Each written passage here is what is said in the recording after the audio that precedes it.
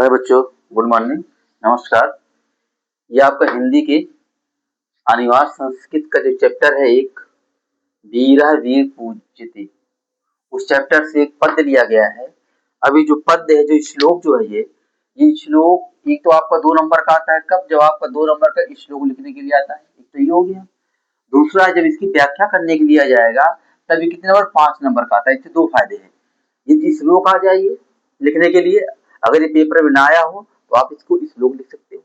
यदि पेपर में आ गया है कि इसका क्या करना, आपको संदर्भ से हिंदी अनुवाद करना है तो इसको कर सकते हो।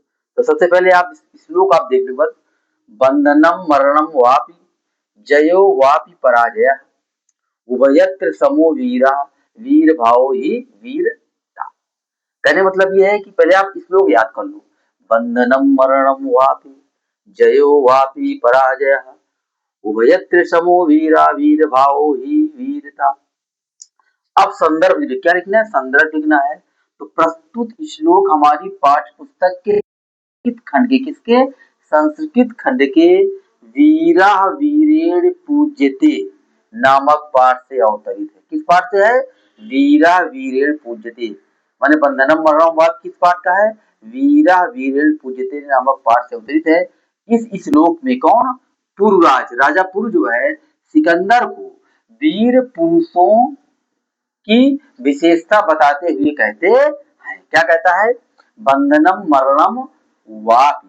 कहने का मतलब कि बंधन हो अथवा मृत्यु हो। क्या हो? बंधन हो अथवा मृत्यु। यदि बंदी बना लिया जाए या तो मृत्यु हो जाए, फिर क्या कहते हैं? जयो वापि परा।